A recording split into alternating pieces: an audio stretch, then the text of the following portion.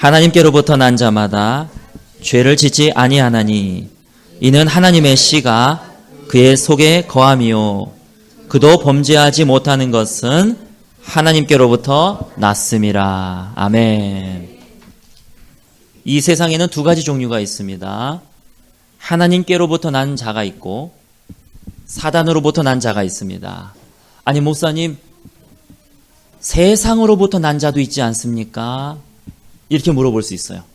그런데 성경에서는 공중권세 잡은 자, 세상을 잡은 자가 누구라고 말씀하셨냐면 사단이다. 그래서 우리가 세속의 물결에 따라가는 것은 사단의 흐름에 합류하는 것입니다. 우리는 이 세상에서 살지만 이 세상과 섞여서 사는 자들은 아닙니다. 이 세상이 고모라와 소돔 같지만 고모라와 소돔의 죄를 같이 지으면서 사는 자들이 아닌 것입니다. 자, 하나님께로부터 난 자마다 죄를 짓지 아니한다. 성경은 말씀하고 있습니다. 그러므로 내가 아직도 죄 속에서 한 다리는 세상, 한 다리는 교회 이렇게 살아가고 있다면 우리는 회개해야 하는 줄 믿으시기 바랍니다. 교회가 세속적인 것과 타협하면 타협할수록 그 교회는 또 하나의 교회이지 하나님의 마음이 합한 교회가 될 수 없습니다. 그러므로 여러분 결단하시기 바랍니다. 나는 과연 하나님으로부터 난 자인가? 아니면 사단으로부터 난 자인가? 하나님께로부터 난 자마다 죄를 짓지 아니하나니 이는 하나님의 씨가 왜 죄를 짓지 않게 되냐면 하나님의 씨라고 하는 단어가 성경에는 있어요. 하나님의 씨가 그의 속에 거하기 때문에 내가 죄를 지으면서 내 하나님의 씨가 내 안에 있다. 잘 모르겠습니다. 그러면 성경과 대치되는 것입니다. 성경은 정확하게 너가 하나님의 씨가 너희 안에 있다면, 즉 여기서 하나님의 씨는 성령을 얘기하는 것입니다. 너희 안에 성령이 있다면 너는 죄를 짓지 않게 될 것이다. 즉 내가 한꺼번에 갑자기 죄를 안 짓게 되는 그런 개념이 아니라 죄로부터 점점 싫어진다는 거예요. 이 죄가 싫어진다는 거예요. 적당히 살아가는 것이 싫어진다는 거예요. 내가 주님 없이는 이제 못 살아가는 사람으로 바뀌어진다는 것입니다. 예전에 교회에 보면 장로님들이 이런 기도를 합니다. 6일 동안에 세상에서 이 죄 많은 세상에서 살다가 이제 와서 주님의 보혈로 씻으니 깨끗하게 씻겨 주시옵소서. 이 사람은 하나님만 아시겠지만 제 개인적인 생각은 구원받지 못한 사람이라고 저는 봅니다. 왜냐하면요, 정말로 하나님의 씨가 그 안에 있은 사람은 내 안에 성령이 계시면 오늘도 6일 동안 죄 짓고 10년 후도 6일 동안 죄 짓고 20년 후에도 6일 동안 죄 짓는 거. 그래서 교회 나오는 이유는 내가 승리를 선포하고 주님 앞에서 내가 거듭난 것을 찬양하고 기쁨의 축제로 나오는 것이 아니라 6일 동안 지은 죄에 대해서 와서 죄 씻으려고 나오는 거예요. 초신자 때는 그럴 수 있지만 내가 10년을 다니고 20년을 다니고 30년을 다니는데 아직도 그 자리에 있다는 것은 구원을 못 받았다 난 몰라요. 그러나 그 사람은 빨간불이 켜진 겁니다. 하나님의 씨가 그 속에 거하심으로 그는 죄를 질 수 없게 된다는 것입니다. 저는 요한일서 3장의 말씀을 믿습니다. 그러나 반대로 너가 영접기도문을 외웠다고 해서 너가 사형리를 보고 영접기도문을 받아들였다고 해서 너는 구원받았다 이런 글자는 없습니다. 성경에는 그런 말은 써 있지 않습니다. 너가 예수님을 주인으로 모셔야지 된다. 자, 그 다음에 그도 범죄하지 못하는 것은 하나님께로부터 났음이라. 진정한 성도들은 점점 변화되어 가게 되어 있습니다.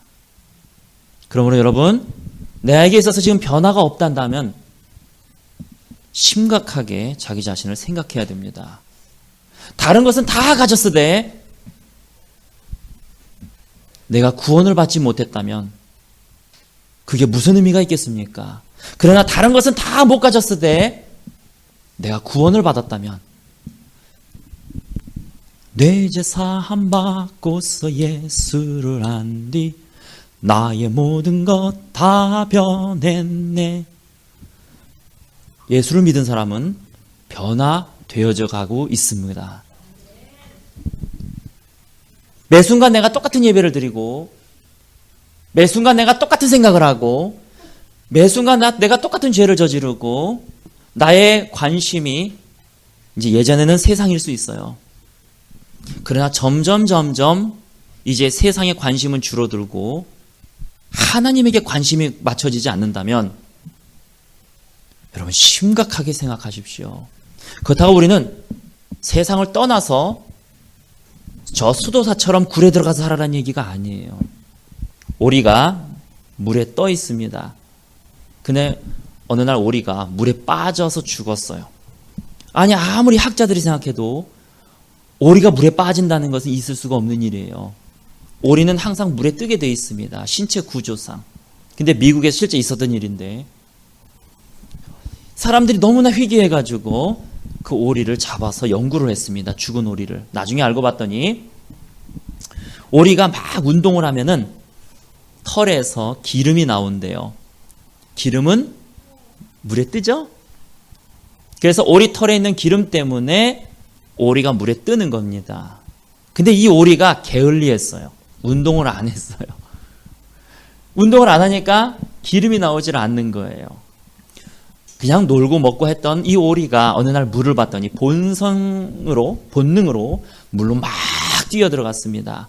펑 들어갔는데 기름이 없기 때문에 쓱 몸에 물이 스며드는 거예요. 그리고 그 오리는 쫙 타이타닉처럼 가라앉기 시작을 했습니다. 아무리 발버둥을 쳐도 안 되는 겁니다. 10명의 신부가 예수를 믿기 시작을 했습니다. 그들은 기름을 준비해야 되는 줄 알고 있었어요. 근데 그 5명은 기름을 준비하지 않았어요. 왜냐하면 소도 팔러 가야 되고 밭도 사야 되고 물론 먹고 사는 것 중요합니다. 그러나 우선순위가 있습니다. 먼저 내가 구원을 받은 증거가 나타난 다음에는 괜찮아요. 근데 내가 점점 변화되고지 않는 상황에서 세상 것에 먹고 사는데 우선순위를 둔다면 기름을 언제 준비하겠습니까? 신랑이 더디 오므로 오늘도 오지 않고 내일도 오지 않고 모레도 오지 않고 있어요. 그래서 자기 관심, 이젠 소도 팔고 밭도 사고 장가도 가야 되고 거기에 쏠리다 보니 그 신부는 기름을 준비하지 못했습니다. 신랑이 왔을 때는 밖에 쫓기어 이를 갈미 있었습니다. 여러분, 하나님의 때가 가까이 오고 있습니다. 하나님의 때가 멀지 않았어요. 지금 믿지 않는 사람들도 말세라고 합니다. 웃긴 소리로 우리 예레미가 학교 친구들을 바라보니 말세인 것 같다고. 여러분, 지금 엉망진창 와장창인 이 말세의 시기에 여러분 걷고 있습니다. 이제 기름을 준비하실 때가 되었습니다. 그러므로 주의 말씀에 순종하시기 바랍니다. 하나님의 말씀을 읽으시기 바랍니다. 그리고 그 말씀에 순종하시면서 그 말씀을 붙들고 나아가시기 바랍니다. 여러분, 기도하시기 바랍니다. 내가 왜 매 순간마다 변하지 않는 대표적인 이유는 내 힘으로 변하려고 하기 때문에 그래요.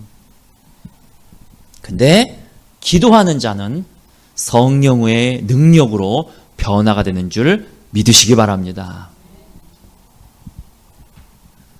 가장 큰 여러분 기도 중에 방언 기도도 상당히 좋아요. 그래서 방언 못 받으신 분들은 빨리 방언을 받으세요. 저는 받으라고 권면합니다. 왜냐하면 제가 받아보니까 물론 방언 못 받아 해서 뭐 구원 못 받고 이런 개념은 아니지만 제가 방언을 받아보니까 역사가 달라요. 그래서 여러분들에게 방언에 대한 사모함을 부어드리기를 원합니다. 성경에 보면 은사를 사모하라. 하나님으로부터는 은사를 사모하라 성경은 쓰여져 있습니다. 특별히 예언을 하려고 하라.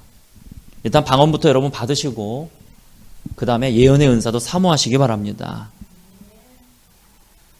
여러분 기도할 때에 하나님 내 마음 다 아시죠? 이런 기도는 하지 마시고 몰라요. 빛이 있으라 하심에 빛이 있었지 하나님의 머릿속으로 비사 내 마음 다 알지 이런다고 빛이 생긴 것이 아닙니다.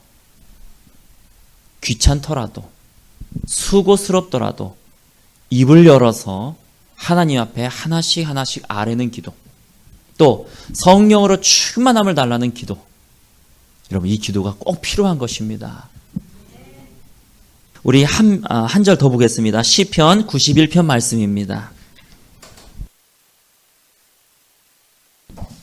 1절에서부터 7절까지의 말씀입니다. 같이 봉독하겠습니다.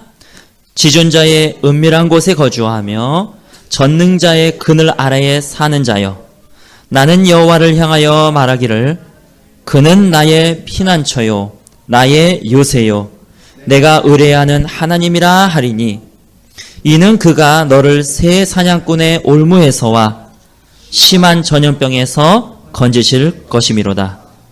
그가 너를 그의 깃으로 덮으시되 내가 그의 날개 아래에 피하리로다. 그의 진실함은 방패와 손방패가 되시나니 너는 밤에 찾아오는 공포와 낮에 날아드는 화살과 어두울 때 퍼지는 전염병과 밝을 때 닥쳐오는 재앙을 두려워하지 아니하리로다. 1000명이 내 왼편에서 10,000명이 내 오른쪽에서 엎드러지리니 이 재앙이 내게 가까이 하지 못하리로다. 아멘. 며칠 전에, 한 달 전에 경주에서 큰 지진이 일어났었습니다. 이 지진이 왜 더 커졌냐 하면은 옆으로 흔들리는 지진은 괜찮은데 아래 위로 흔들리는 지진은 같은 세기지만 몇 배의 사상자가 나타납니다. 아래 위로 흔들렸기 때문에. 그 이후로도 지금 400번 가까이 500번 여진이 있어서 경주 같은 경우는 상당히 사람들이 트라우마를 가지고 있다 그래요.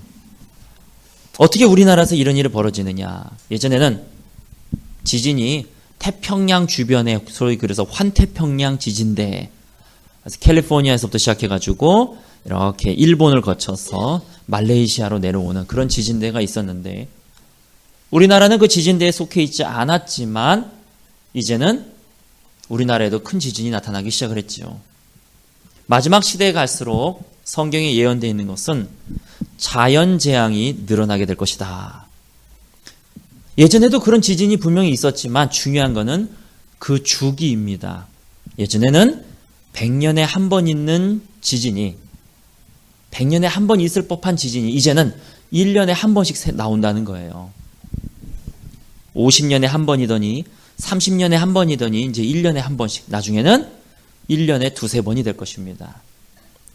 예전에도 말세다 했지만 지금이 진정한 말세인 이유는 예전에는 100년에 한 번 나오는 지진이었다면 지금은 1년에 한 번이 나오는 혹은 두세 번 이상 나올 수 있는, 다시 얘기해서 성경에 예언되어 있는 자연재앙이 급속도로 증가하고 있다는 것입니다. 이것이 과거와 현재의 차이점입니다. 예전에도 말세다 했지만 지금도 말세인 이유 두 번째는요, 교회의 배교가 시작이 됐습니다.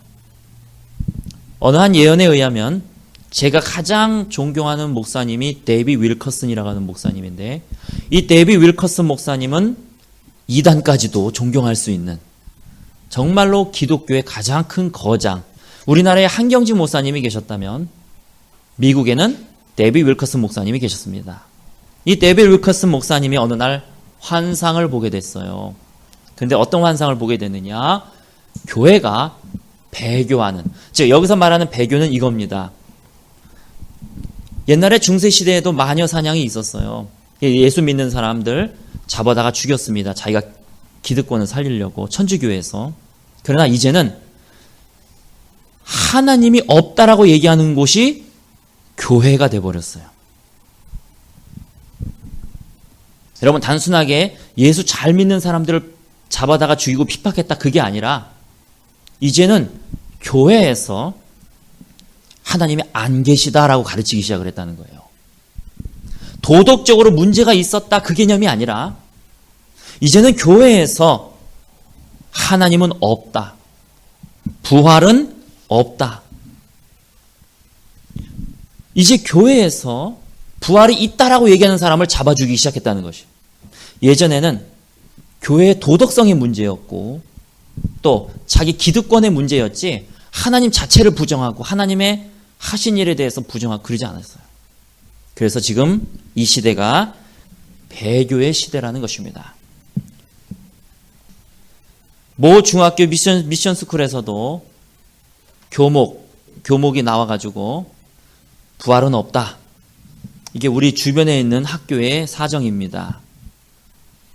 그 아이들에게 있어서는요, 첫 번째 접하는 목사님이 중학교 담당하고 있는 목사님이에요. 그들은 교회 오질 않기 때문에 그들에게 있어서 목사님은 교목 목사님이에요. 근데 첫 목사님이 만나면서 한다는 얘기가 부활이 없다. 차라리 그냥 잘라버리지.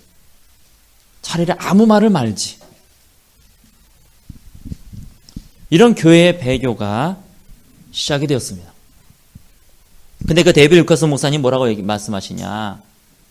가장 큰 박해는 로마 군인이 아닐 것이다. 즉 외부에서 있지 않을 것이다.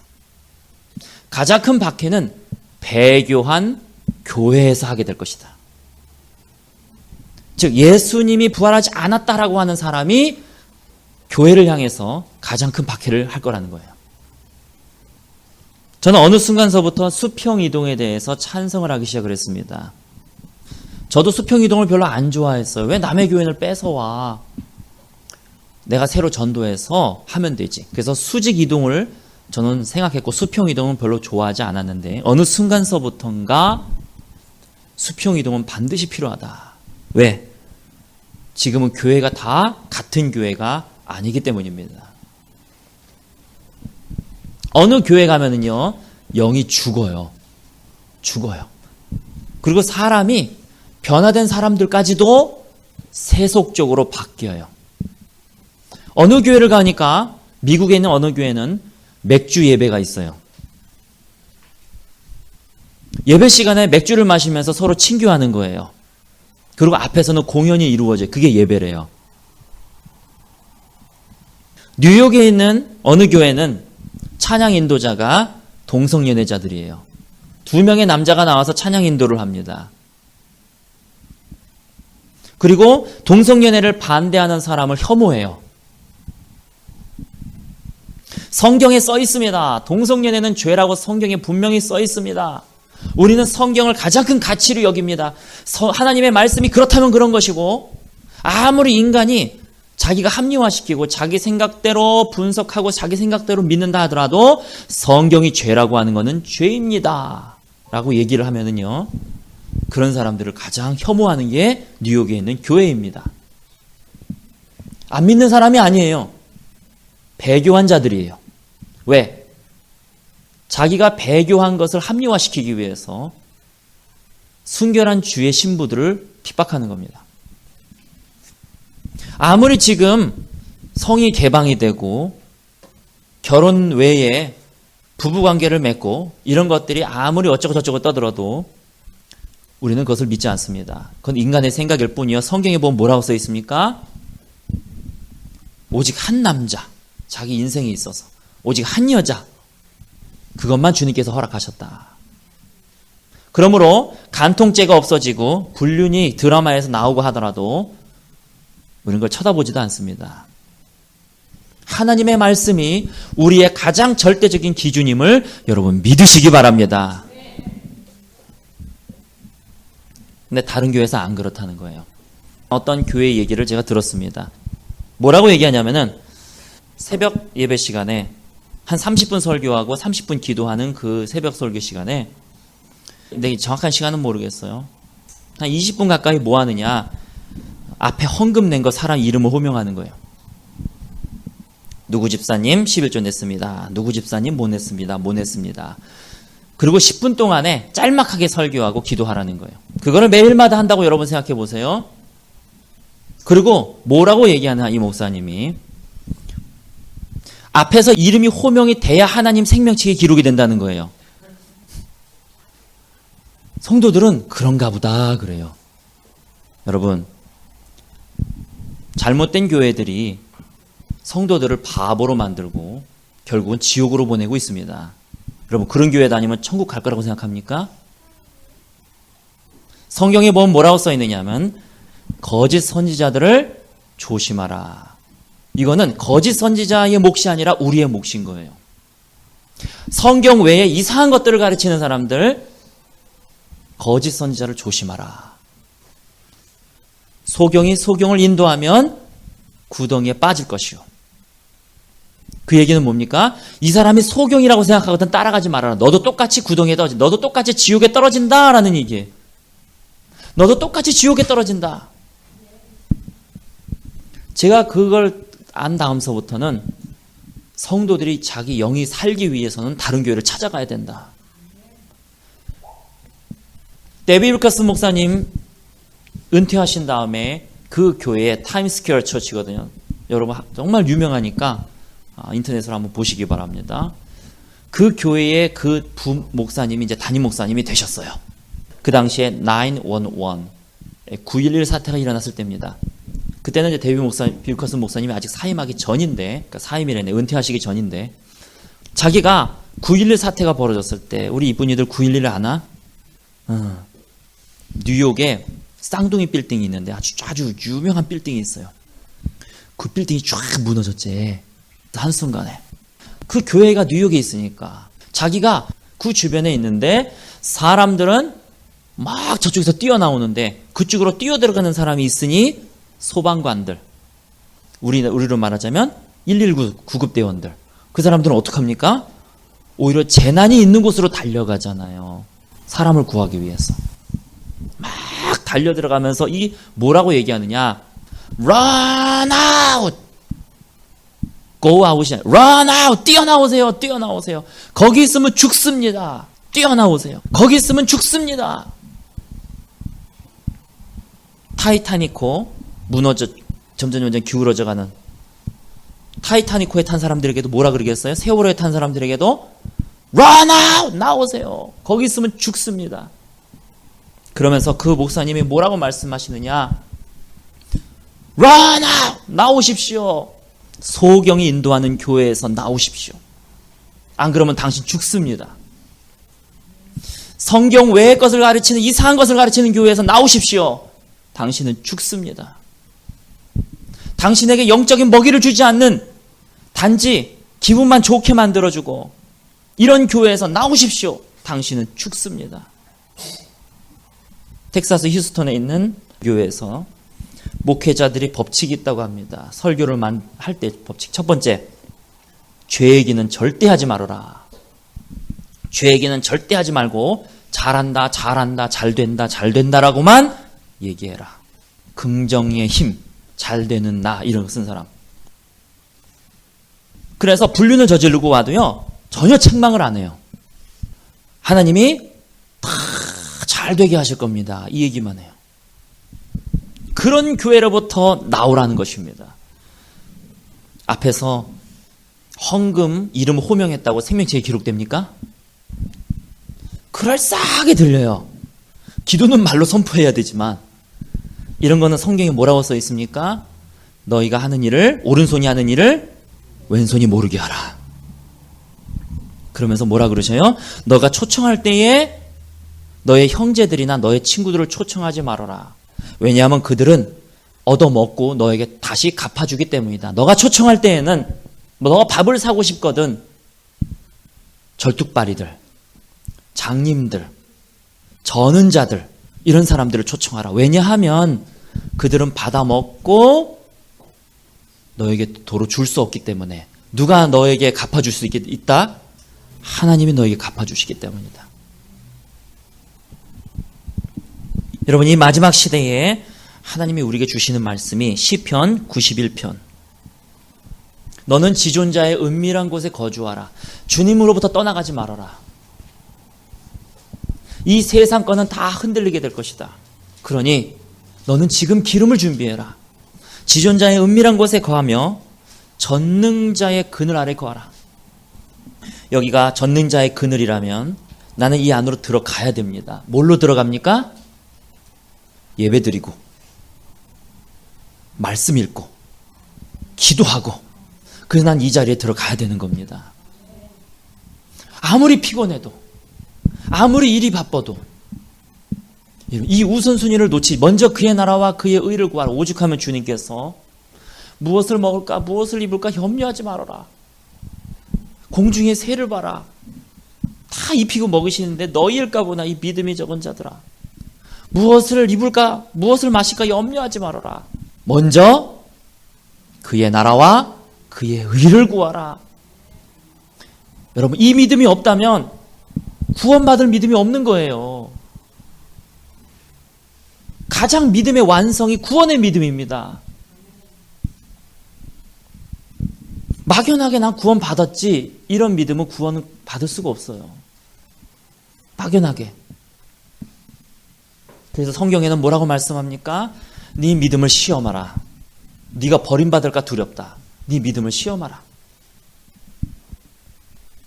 내가 먼저 그의 나라와 그의 의를 구할 때 그 믿음이 있은 다음에야 뭔가 치유의 믿음도 생기고 뭐 다른 믿음도 생기고 다른 믿음도 생기고, 제일 마지막에 완성되는 것이 구원을 온전히 이루라. 구원의 믿음인 것이에요. 2절을 보면요. 나는 여호와를 향하여 말하기를 그는 나의 피난처요 나의 요새요 내가 의뢰하는 하나님이라. 하나님만이 정말 나의 피난처, 하나님을 의뢰하는 자, 하나님을 피난처로 삼는 자는 하나님께서 지켜주시고 인도하시고 하나님의 역사를 경험하는 줄 믿으시기 바랍니다. 무엇을 먹을까 무엇을 입을까, 먼저 그의 나라와 그의 의를 구하시기 바랍니다. 먼저 입을까 먹을까 염려하지 말란 이유는 그냥 띵가띵가 배짱이처럼 노르라는 얘기가 아니에요. 먼저 그의 나라와 그의 의를 구하는 데 있어서 너희가 때로는 너의 사업을 못할 수도 있다. 주일날, 우리 믿는 사람들은 주일날 문 닫잖아요. 주일날 장사 안 하잖아요. 주일날이 피크인데 못할 수도 있다. 하지만 염려하지 말아라. 염려하지 말아라. 겉옷을 달라, 속옷까지도 다 달라 그럴 수 있다. 염려하지 말아라. 염려하지 마. 속옷까지 다 줘라. 하나님께서 책임져 주신다. 먼저 그의 나라와 그의 의를 위해서 달라는 대로 줘라. 그렇다고 미련하게 다 가져, 이런 개념이 아니라 그런 개념이 아니라는 거 알죠? 방금 지금처럼 제가 그래서 간증을 하나 했잖아요. 그렇습니다. 주님, 이분이 하라는 대로 다 들으셨죠? 이분이 원하는 그분이 나타나게 해주십시오.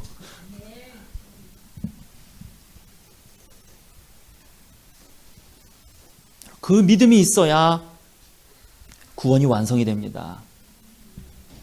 여러분, 기름을 준비하시기 바랍니다. 하나님은 피난처이십니다. 그래서 하나님의 그늘 아래 가는 자들은요, 하나님께서 돌봐주시고 입혀주시고 먹여주실 것입니다. 할렐루야. 먼저 그의 나라와 그의 의를 구하면은요, 주님께서 다 책임져 주실 것입니다. 3절,